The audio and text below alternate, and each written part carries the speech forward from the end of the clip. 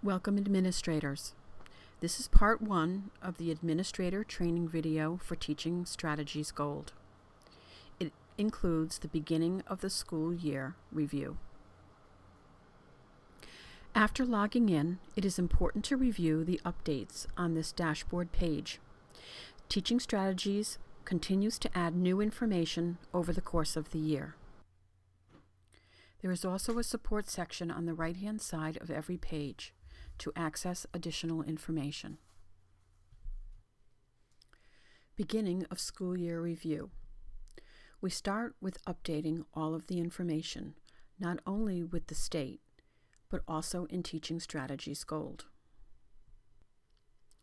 Under the Profile tab, you are also able to change your password, username, and change security questions. Setting up sites, classes, and teachers. On your main administrator page, you will see the tabs across the top, enabling you to view your documentation, checkpoints, and reports. Click on your administrator tab and view the sites, classes, children, and users. Click on sites, and the current sites in your program are listed.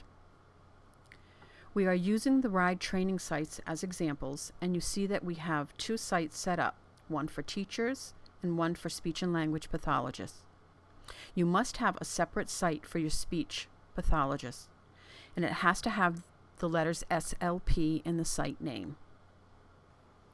When you choose classes under your administration tab, you will see that it is set up by class name, primary teacher, and the site name.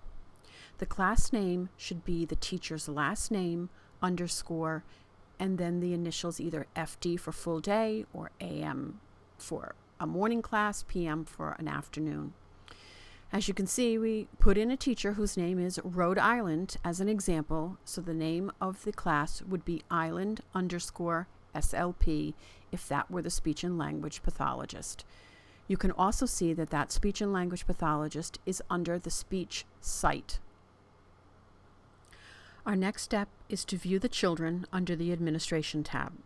We need to complete a review of the children that are currently in your program.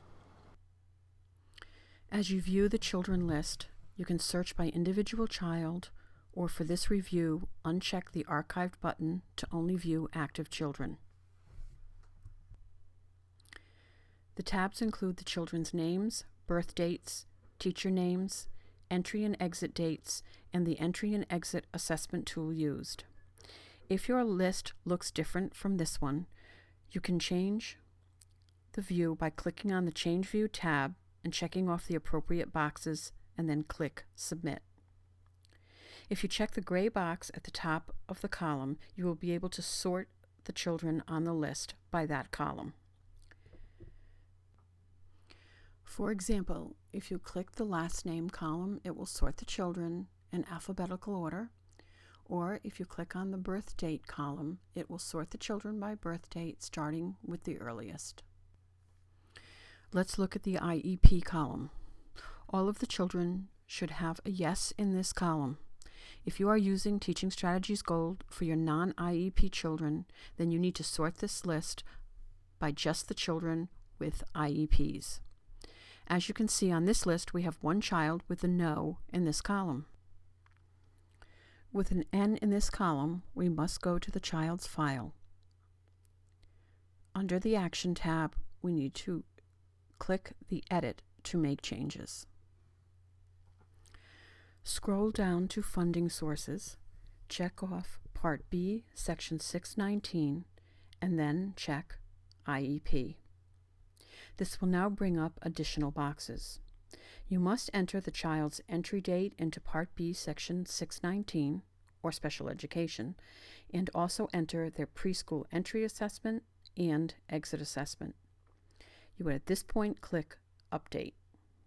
For this training video, I'm going to uncheck these tabs.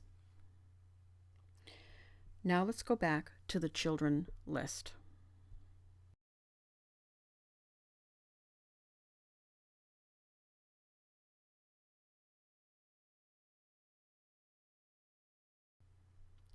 Because I didn't click Update, you will still see an N in the Has IEP column for that particular child.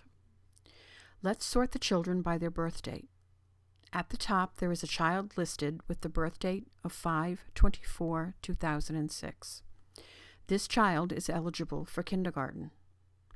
If this child did in fact go on to kindergarten, then I need to scroll over to see that although he has an entry date, he does not have an exit date. This means that this child has not been exited and the state is unable to capture his data.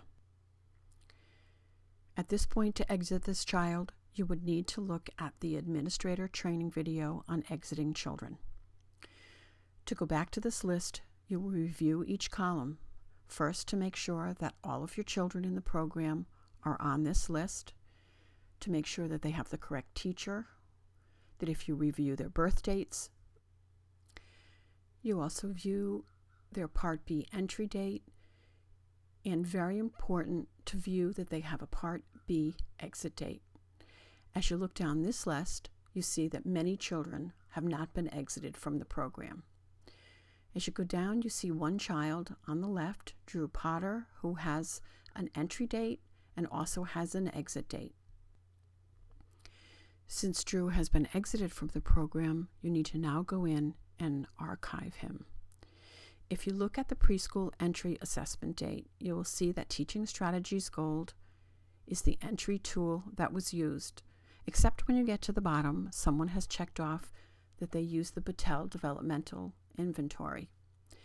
You would have to go into that child's file and change it to Teaching Strategies Gold. You also need to look at the child's exit assessment tool. All children in a classroom should be exited using Teaching Strategies Gold, and the only difference would be children who are in the speech and language pathologist classrooms who would be using a different exit tool. This concludes Part 1 of the Teaching Strategies Gold Administrator Training.